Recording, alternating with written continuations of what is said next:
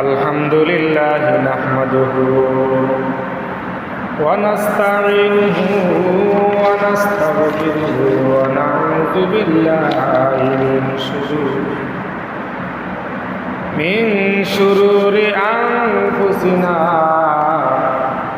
মান ইয়াহদিল্লাহু ফালা মুদিল্লা লাহু ومن يضلله فلا هادي له ونشهد أن لا إله إلا الله وحده لا شريك له وأشهد أن سيدنا وسندنا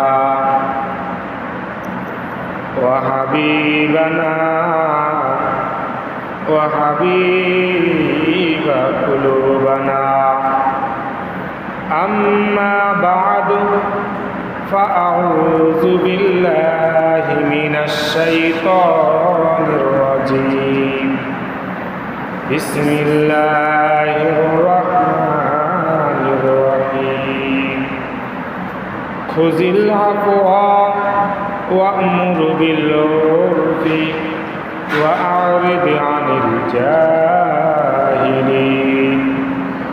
وقال تعالى كنتم خير أمة أخرجت للناس تأمرون بالمعروف وتنهون عن المنكر وتؤمنون بالله صدق الله العظيم وقال رسول الله صلى الله عليه وسلم من رأى منكم منكرا فليغيره بيده فإن لم يستطع فبلسانه فإن لم يستطع فبقلبه وذلك أضعف الإيمان وقال رسول الله صلى الله عليه وسلم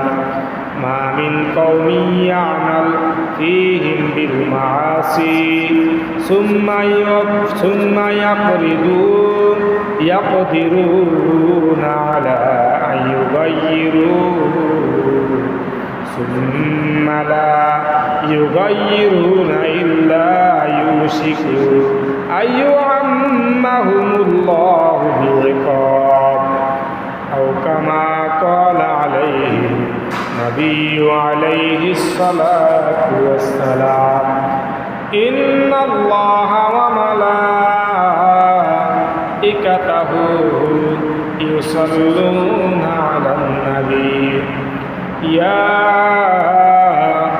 أيها الذين آمنوا صلوا عليه وسلموا تسليما اللهم صل على سيدنا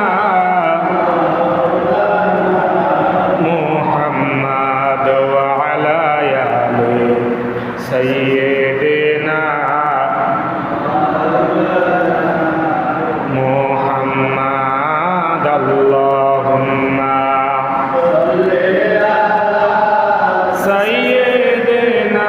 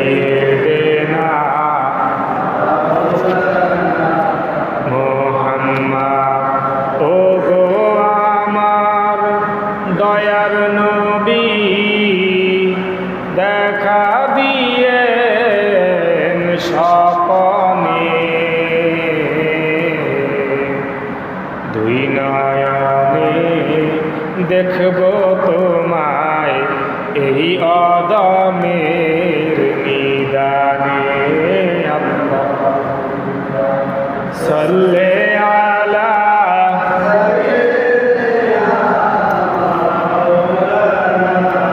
মুহাম্মদ ওয়া আলা আলি সাইয়্যিদিনা মাওলানা মুহাম্মদ বালাগাল উলা বিকামালিহি কাশাফাত তুজা বিজামালিহি হাসনাত জামিউ খিসালিহি সাল্লু আলাইহি ওয়া আলি সাল্লিমু ইয়া কামাল সাল্লু আলা সাদরিল আমিন মুস্তাফা মা জাইল্লা রাহমাতাল লিল আলামিন।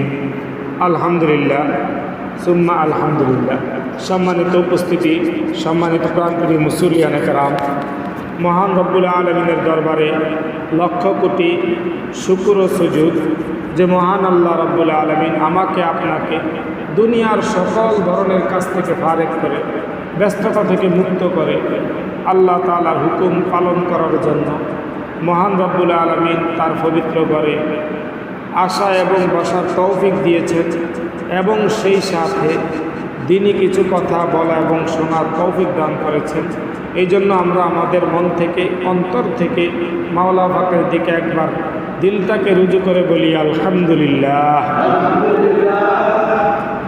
সম্মানিত প্রাণপ্রিয় মুসল্লিয়ানে কেরাম, আজ আমি আপনাদের সম্মুখে যে খুতবাটা নির্বাচন করেছি, এই খুতবাটা হচ্ছে সৎ কাজের আদেশ এবং অসৎ কাজের নিষেধ সম্পর্কে 17 নম্বর খুতবা। আজ আমি আপনাদের সম্মুখে সৎ কাজের আদেশ আর অসৎ কাজের নিষেধ এই ব্যাপারে কোরআন এবং হাদিসের আলোকে সংক্ষিপ্ত আলোচনা করব ইনশাআল্লাহ। তার আগে আমরা জেনে নেই আজকের দিনের বিষয়বস্তুগুলো। আজকে শুক্রবার, এটাকে বলা হয় ইয়াউমুল জুমা, অর্থাৎ জুমার দিন। কেউ কেউ বলে গরিবের হজের দিন, একটা বরকতি একটা দিন। আজকে ইংরাজি 12 তারিখ 2026 সালের আজকে কয় তারিখ? 12 তারিখ। জিল বর্তমানে চলতেছে জিলহজ মাসের আজ হইল 25 তারিখ।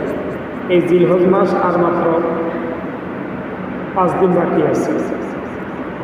এরপরে জিলহজ মাস শেষ হয়ে গেলে এরপরে কি মাস আসবে? জিলহজ, জিলহজ, এরপরে আসবে মুহররম মাস, অর্থাৎ বছরের প্রথম মাস আসতেছে। বাংলা তারিখ যেমন বৈশাখ মাস প্রথম মাস, ইংরাজি যেমন জানুয়ারি প্রথম মাস, আরবিতে মুহররম মাস হল প্রথম মাস। মুহররম মাস কি বলেন? প্রথম মাস। তো বছরের শেষ পর্যায়ে হিজরি 1447 হিজরি প্রায় শেষ পর্যায়ে আছে, আর মাত্র 5 দিন। আজকে জ্যৈষ্ঠ মাসের 29 দিন। আজকে জ্যৈষ্ঠ মাসের কয় দিন? 29 দিন চলে যাচ্ছে। আজকে সূর্য উদয় হয়েছে 5টা বেজে 12 মিনিটে। 5টা কত মিনিটে? 12 মিনিটে আজকে সূর্য উদয় হয়েছে। আজকে সূর্য অস্ত যাবে 6টা বেজে 41 মিনিটে। 6টা বেজে 41 মিনিটে। এই যে আজকের দিনের বিষয়বস্তুগুলো আমরা জেনে নিলাম, এগুলো জেনে রাখা আমাদের জন্য ফরজে কিফায়া। বলেন কি?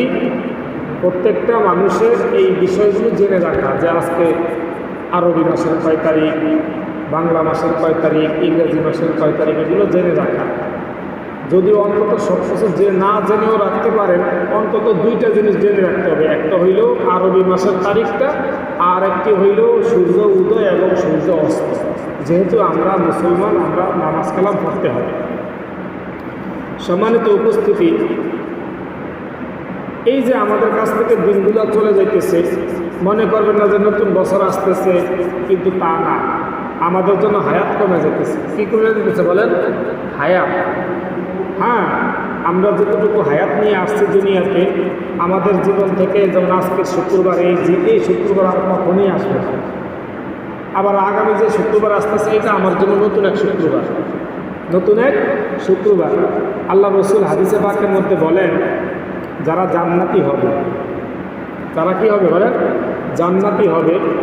তাদেরকে সকালে নাস্তার ব্যবস্থা করবে। প্রত্যেক দিনই তো নাস্তা দিব, তো প্রত্যেক দিন সকালে যে নাস্তাটা দিব, কিতাবের ভিতরে আল্লাহ রসুল বলেন যে ওই ব্যক্তিকে আল্লাহ তাআলা 70 প্লেট নাস্তা ব্যবস্থা করে দেবে তার সামনে।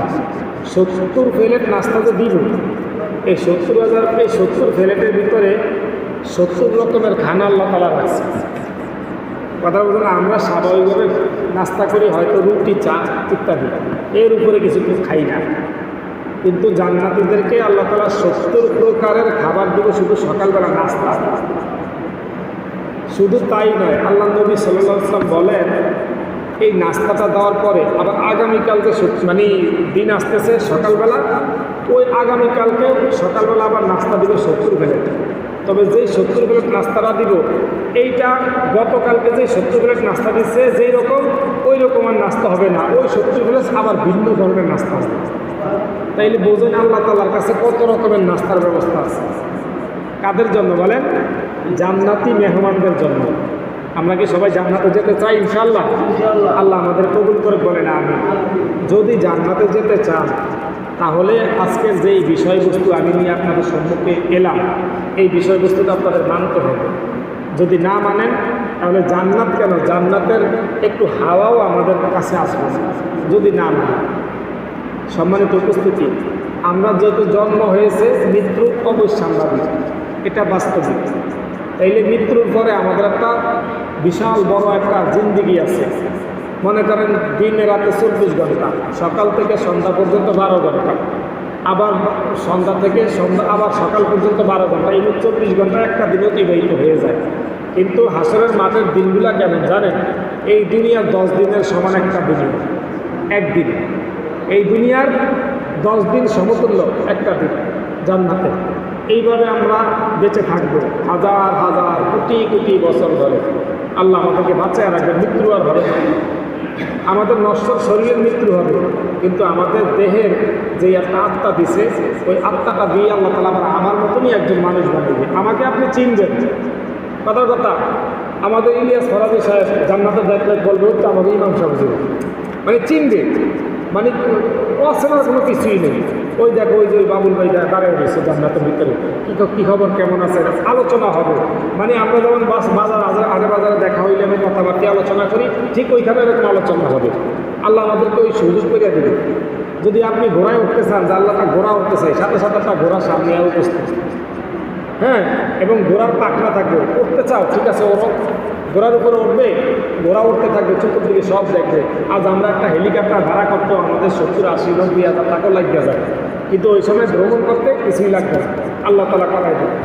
তাহলে এগুলি হবে শুধু একমাত্র জান্নাতে যদি আমরা বসবাস করতে পারি, তাইলেই হবে। কিতাবের ভিতরে আল্লাহ রসুল বলেন, একজন মানুষকে একটা জান্নাত দিব, সবচাইতে ছোট যে জান্নাতটা, এইটাও হলে এই 10 দুনিয়ার সমান একটা জান্নাত। এই 10 দুনিয়ার সমান একটা জান্নাত। এবং যারা কোরআনের হাফেজ, তাদেরকে বলবে তোমরা এক আয়াত তেলাওয়াত করো আর একটা তলা তৈরি করো, এইভাবে করতে থাকো। যাই হোক, সম্মানিত উপস্থিতি, আজকে আমার বিষয়বস্তু হচ্ছে সৎ কাজের আদেশ এবং অসৎ কাজের নিষেধ। এই সম্পর্কে আমরা যেহেতু মুসলমান, কোরআন শরীফ আমরা বিশ্বাস করি, রাসূলকেও বিশ্বাস করি, তাইলে কোরআন এবং হাদিসে অকাট্যভাবে দলিল আছে, অকাট্যভাবে দলিল। আর রাসূল সাল্লাল্লাহু আলাইহি ওয়াসাল্লামকে দুনিয়াতে পাঠাইছে এই কাজের জন্য। বলেন কি কাজের জন্য? এই সৎ কাজের আদেশ করা এবং অসৎ কাজের নিষেধ করার জন্যই আল্লাহ তাআলা রাসূলকে দুনিয়াতে পাঠাইছে, আর কিছু না। আল্লাহ রসুল চাইলে কিন্তু আপনার অনেক কোটি কোটি টাকার মালিক থাকতে পারতে, হইতো না, কিন্তু চাই না। আল্লাহ রসুল সাল্লাল্লাহু আলাইহি ওয়াসাল্লাম একদিন ঘুম থেকে উঠছে, তো উঠিয়া আল্লাহ রসুল সাল্লাল্লাহু আলাইহি ওয়াসাল্লাম উযু করার জন্য পাশে গেছে। আয়েশা সিদ্দিকা রাদিয়াল্লাহু তাআলা আনহা দেখতেছে যে আল্লাহ রসুল সাল্লাল্লাহু আলাইহি ওয়াসাল্লামের পিঠে এরকমভাবে দাগ হয়ে গেছে। কী হয়ে গেছে? দাগ হয়ে গেছে। দেখেন, একটা মানুষ যখন কোনো বিছানায় শোয়, উগলাতে বা পাড়িতে, তখন ওই পাড়ির দাগটা পিঠে লাগে কি লাগে না, ঠিক এরকমই লাগিয়ে রয়েছে। আর আয়েশা রাদিয়াল্লাহু তাআলা আনহা দেখিয়া খুবই আশ্চর্য হয়ে গেছে, কি যে রসুলের কোনো ঘোড়া গাড়ি উঠলো কিনা। ছায়া দেখতেছে যে না, ওই যে পানির উপরে যে শুয়েছে, ওই যে আপনার খাজুরের সালের উপরে যে শুয়েছে, ওই সালের দাগগুলা আল্লাহ রসুলের ফিরে লাগিয়ে রয়েছে। তাহলে দেখেন রাসূল কীভাবে জীবনযাপন করছে, এত বড় একজন কি হইয়া, নবী হইয়া, সম্মানিত নবী, বিশ্ব নবী হইয়াও। তাইলে আল্লাহ রসুল সাল্লাল্লাহু আলাইহি ওয়াসাল্লামকে শুধু সৎ কাজের আদেশ এবং অসৎ কাজের নিষেধের জন্যই পাঠানো হয়েছে, আর কোনো কাজ নেই। এখন আসেন কোরআন এবং হাদিসে কি বলতেছে। কোরআনের ভিতরে আল্লাহ রাব্বুল আলামিন পবিত্র কালামুল্লাহ শরীফ সূরা আরাফ আয়াত নম্বর 199 সূরায় বলেন, সূরা কি নাম? আরাফ। সূরা কি? আরাফ, 3 নম্বর সূরা। এই সূরা আরাফের ভিতরে 199 নম্বর আয়াত আল্লাহ তাআলা কি বলতেছে দেখেন, বিসমিল্লাহির রহমানির রহিম, খুযিল আফওয়া ওয়া'মুর বিল মা'রুফি ওয়া'রিদ আনিল জাহিলিন। খুবই একটা গুরুত্বপূর্ণ কথা আল্লাহ তাআলা সূরা আরাফের এই 199 নম্বর আয়াতে বলে দিয়েছেন। অর্থটা কি?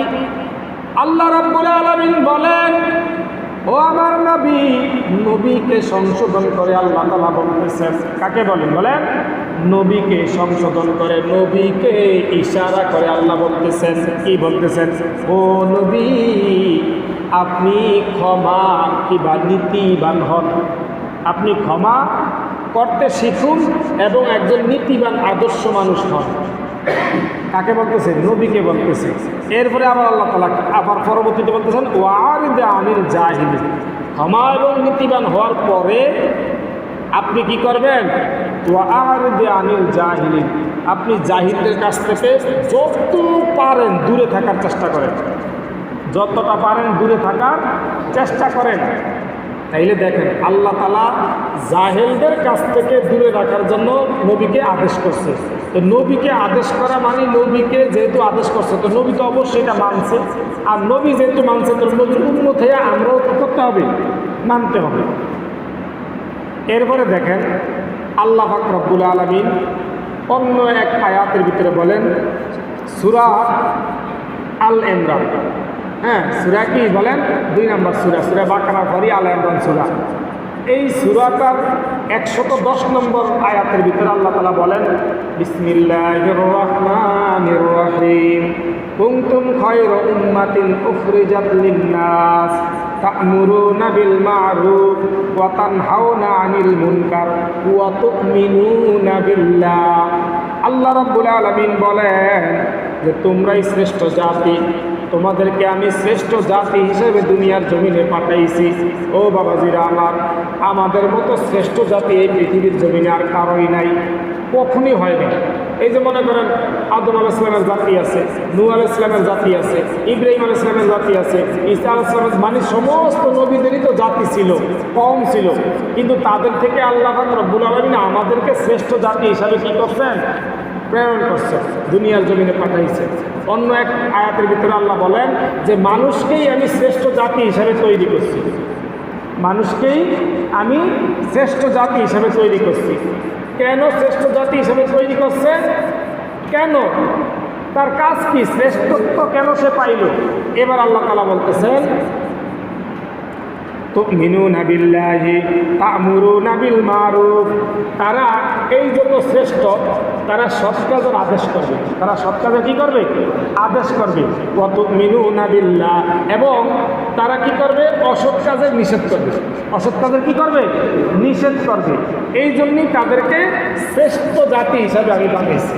তাইলে দেখেন, আমি আপনি রাসূলের উম্মত, আল্লাহর বান্দা হইয়া যদি আমরা এই কাজটা যদি না করি, এই কাজটা যদি না করি, যে সৎ কাজের আদেশ করা এবং অসৎ কাজের নিষেধ করাটা যদি আমরা না করি, তাহলে আমরা কি রাসূলের উম্মত হইতে পারবো?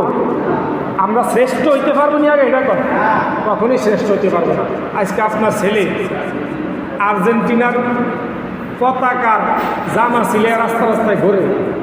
আচ্ছা বলেন তো দেখি, এই যে আপনি কখনোই সৎ কাজের আদেশ করছেন যে বাবা এইটা তো ইহুদিদের একটা পোশাক, এটা কাদের পোশাক বলেন? ইহুদিদের পোশাক। বাবাজিরা আমার, আল্লাহ রাসূলের মুখের কথা যদি আপনি অবিশ্বাস করেন, আপনি মুনাফিক, আপনি কাফের হয়ে যাবেন। আল্লাহ রাসূল বলতেছেন যে আল মুসলিম আকুল মুসলিম, শুধু মুসলমানই মুসলমানের ভাই। আমাদের হিন্দুরা আমাদের ভাই কখনোই না, মুনাফিক আমাদের ভাই না। হ্যাঁ, ইহুদি আমাদের কখনো ভাই হতে পারে না, খ্রিস্টান, বৌদ্ধ, যত রকমের, এই যে আমি কয়েক জুমা আগে বলছিলাম, প্রায় 13টা ধর্ম আছে বাংলাদেশের ভিতরে চলতেছে। কয়টা ধর্ম? 13 ধর্মের লোক চলতেছে বাংলাদেশে। এক ধর্মের মানুষও আমাদের ভাই না। আমাদের ভাই কারা? আল মুসলিম আকুল মুসলিম, শুধু মুসলমান। শুধু কি বলেন? যে মুসলমানের ঘরে জন্ম নিয়েছে সেই মুসলমান।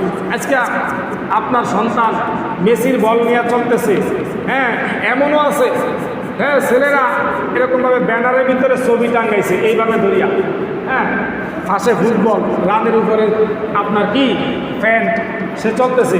কিন্তু আপনি একজন যোগ্য বাবা হওয়া সত্ত্বেও, আপনি একজন যোগ্য মা হওয়া সত্ত্বেও আপনার ছেলেকে এই ইহুদি খ্রিস্টানদের কালচার থেকে আপনি সরাতে পারলেন না, তাহলে আপনি কখনোই শ্রেষ্ঠ জাতি না, শ্রেষ্ঠ মানুষ কখনো হইতে পারবে না। আল্লাহ রাসূল সাল্লাল্লাহু আলাইহি ওয়াসাল্লাম বলেন, যার সাথে যার মহব্বত তার সাথে তার কি হবে? কিয়ামত হবে।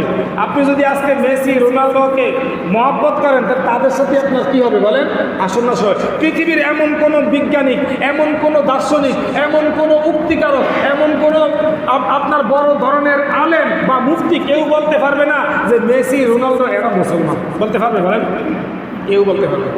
এরা মুসলমানই তো না, এরা কোন ধর্মে আছে হ্যাঁ ওটাই ভালো জানে। তাইলে আজকে তাদের বিষয়গুলো নিয়ে আমরা আজকে কত রকমের কী করতেছি, আল্লাহু আকবার। সেদিন শুনলাম এক লোক আপনার এই আর্জেন্টিনার আর ব্রাজিলের খেলা ধরতে গিয়া সে 52,000 টাকা খেলায় ধরছে। নাউজুবিল্লাহ বলবেন না? 52,000 টাকা। কিভাবে? তাকে তার বিবাহের সময় তার শ্বশুর একটা চেইন দিছে, ওই চেইনটা সে বিক্রি করছে। ওই চেইনটা কী করছে? বিক্রি করছে। বিক্রি করিয়া তারপর আপনার এই খেলার ভিতরে লাগাইছে। কেমন বড় ধরনের জুয়া, চিন্তা করেন। এই জন্য সরকারকে আবেদন করব, সরকার যেন এই বিষয়গুলোকে একটু দেখে যে আজকে দিন দিন যুব সমাজ নষ্টের দিকে যাইতে আছে।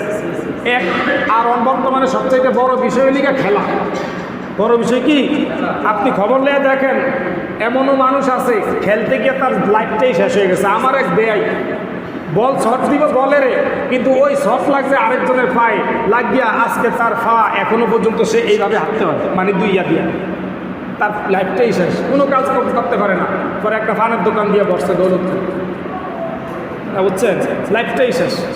এই জন্য খেলাধুলা জায়েজ না জায়েজের কথা বলছি না, যেই খেলার হার জিত আছে এইটাই না জায়েজ। যেই খেলার কি আছে বলেন? হার জিত আছে। এই জন্য সৎ কাজের আদেশ অবশ্যই আপনার করতে হবে।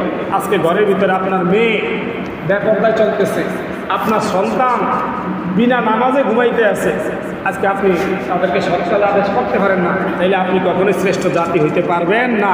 আপনি আল্লাহর কালামকেও অস্বীকার করতেছেন। দেখেন ভাই, যদি বলতে যাই কারণ অনেকগুলো সময় লাগবে। এই যে আল্লাহ পাক রব্বুল আলামিন আরও কিছু আয়াত আল্লাহ তাআলা এই সৎ কাজের আদেশ এবং অসৎ কাজের নিষেধের ব্যাপারে আলোচনা করছে। কি করছে? বলে যে সূরা আলে ইমরান 104 নম্বর আয়াত আছে, যে সৎ কাজের আদেশ করার জন্য এবং অসৎ কাজে নিষেধ করার জন্য। সূরা আলে ইমরান 104 নম্বর আয়াত, সূরা আলে ইমরান 110 নম্বরও আছে, আবার 104 নম্বরও আছে।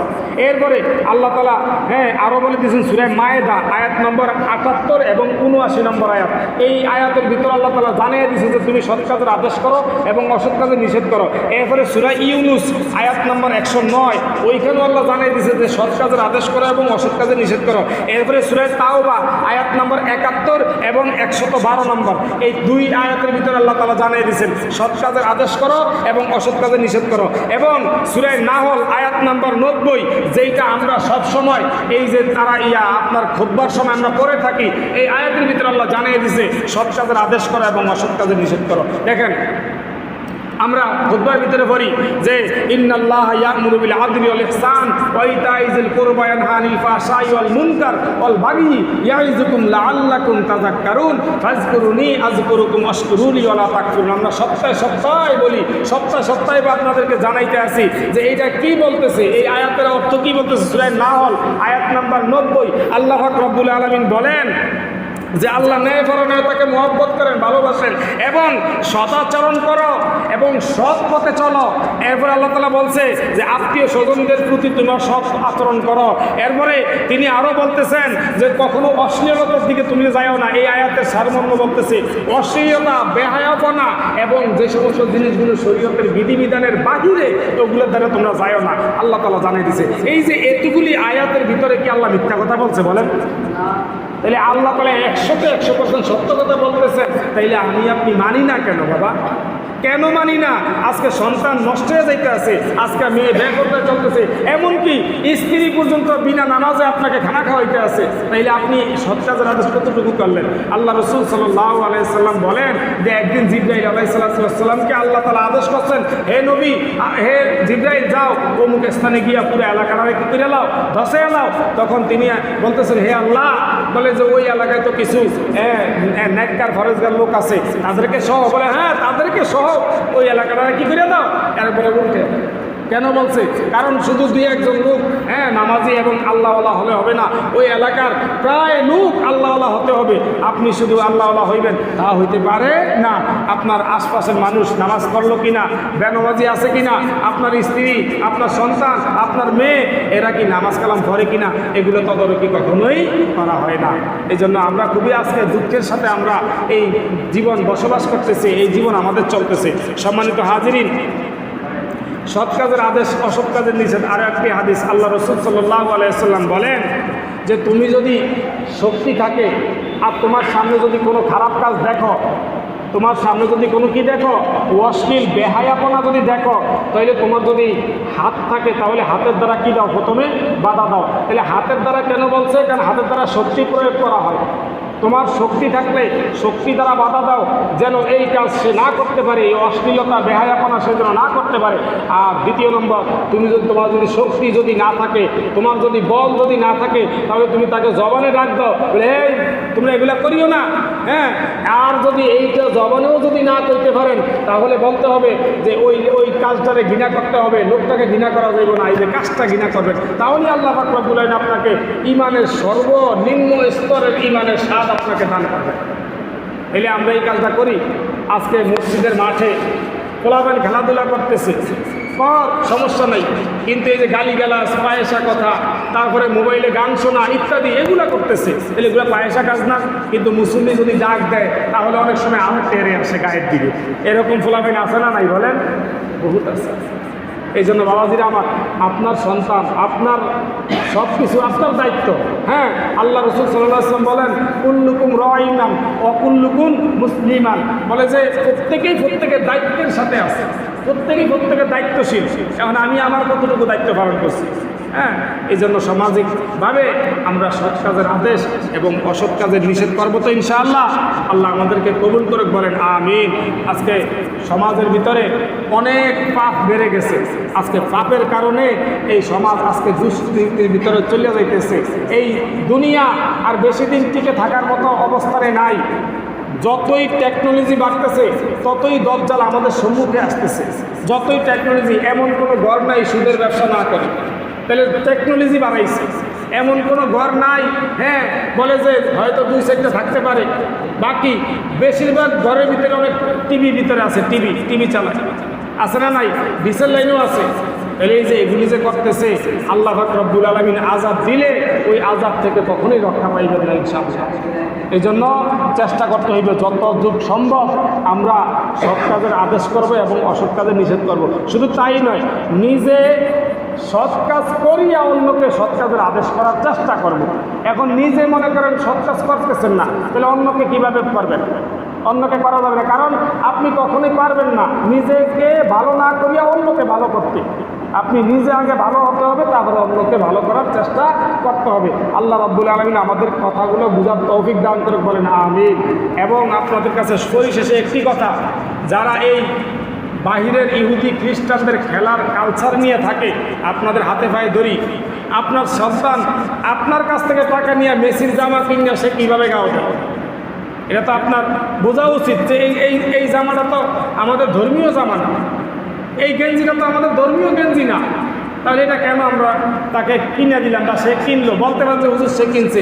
আপনি যদি ইমানদার হয়ে থাকেন, ছেলে কিনিও ফেলাইছে, সমস্যা নেই, একদিন না একদিন তো ওই গেঞ্জিটা খুলবো। যদি আপনি ইমানদার হয়ে থাকেন, ওই গেঞ্জিটারে আরেক থেকে লইয়া সোজা সুগার ভিতরে যদি দিয়ে থাকেন, তাহলে আল্লাহ আপনার ইমানের ভিতরে মজবুতি দান করবেন। কিন্তু এই কাজ করতে তো পারবেন না। আল্লাহ আমাদেরকে ইমানের কাজগুলো মজবুতির সাথে করার তৌফিক দান করে বলেন আমিন। ওয়া আখিরি দাওয়ানা আলহামদুলিল্লাহি রাব্বিল আলামিন। যারা সুন্নত করি নাই এরা সাজিয়া কাত কবল জুমার সুন্নত নামাজ পড়ে নেই ইনশাআল্লাহ।